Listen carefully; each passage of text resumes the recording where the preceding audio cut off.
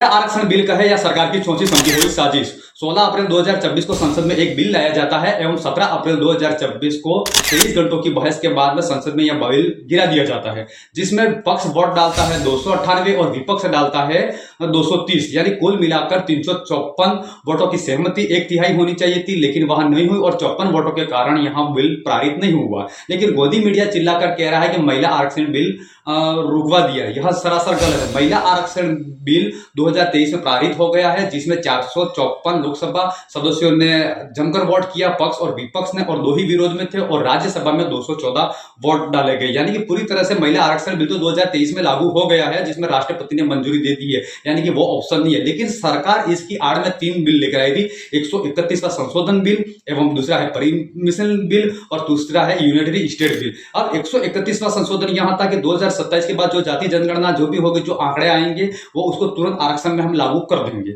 यह बिल था। और दूसरा नंबर था ये परिसीमन बिल, जिसमें 543 सीटों की बढ़ाकर 850 कर दिया जाएगा 2011 के जनगणना के आधार पर, जिसमें से यहाँ एक बिल था। और दूसरा जो बिल था यूनिटरी टेरिटरी, जो 35 सीटें उनको देनी थी जो केंद्र शासित राज्य है, दिल्ली है, जम्मू कश्मीर है, पौंडीचेरी। यानी कुल मिलाकर इसकी आड़ में 3 बिल लाना था। तो जिसको पक्ष ने आवाज उठाई और सवाल किया, जैसे कि बात करेंगे कि उत्तर प्रदेश की जनसंख्या 50% के अधिक है और दक्षिण भारत की है 20%, यानी कुल मिलाकर यहाँ गिराने की बात हो रही थी, जिसको लेकर वोट नहीं किया गया। लेकिन सरकार की यह सोची समझी चाल थी। यह पता था कि हो सकता है यह बिल लागू नहीं होगा, उसका विरोध होगा, तो जिसको आलोचना होगी तो सरकार को और भी वोट मिल जाएगा, क्योंकि अभी विधानसभा के चुनाव होने वाले, उनको वोट मिलेगा, क्योंकि विपक्ष ने हमारा महिला आरक्षण लागू नहीं करवाने दिया। यूं करके उनको एक वोट का वोट बैंक बन सकता है।